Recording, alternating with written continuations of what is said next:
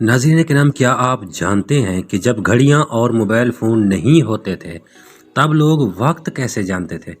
آج ہم آپ کو بتائیں گے پانی گھڑی کے بارے میں، جو صدیوں تک وقت کی پیمائش کے لیے استعمال ہوتی رہی۔ پانی گھڑی، جسے کلے پائیڈرا بھی کہا جاتا تھا، سب سے پہلے قدیم مصر اور بابل میں استعمال کی گئی۔ اس کے بعد یونانی اور رومی تہذیبوں میں بھی اس کا استعمال عام ہو گیا۔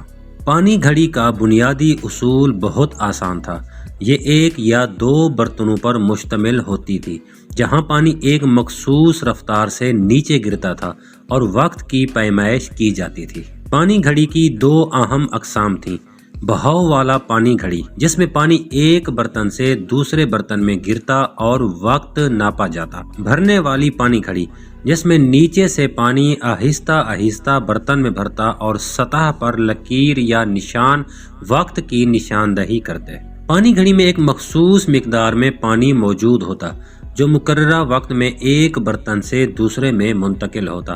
جیسے جیسے پانی کی سطح کم ہوتی یا بڑھتی، ایک خاص نشان پر پہنچنے پر وقت کا پتہ چلتا تھا۔ پانی گھڑی کا استعمال کئی جگہوں پر کیا جاتا تھا، جیسے عدالتوں میں کیسز کی مدت طے کرنے کے لیے، عبادت گاہوں میں عبادت کے اوقات معلوم کرنے کے لیے، جنگوں میں جنگی حکمت عملی کے لیے وقت کا حساب لگانے کے لیے۔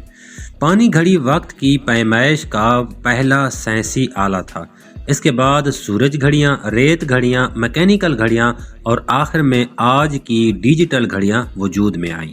ناظرین کرام، یہ تھا پانی گھڑی کا حیرت انگیز سفر۔ کیا آپ نے پہلے کبھی پانی گھڑی دیکھی ہے؟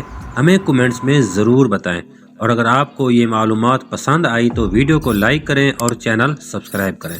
ملتے ہیں اگلی ویڈیو میں، تب تک کے لیے اللہ حافظ۔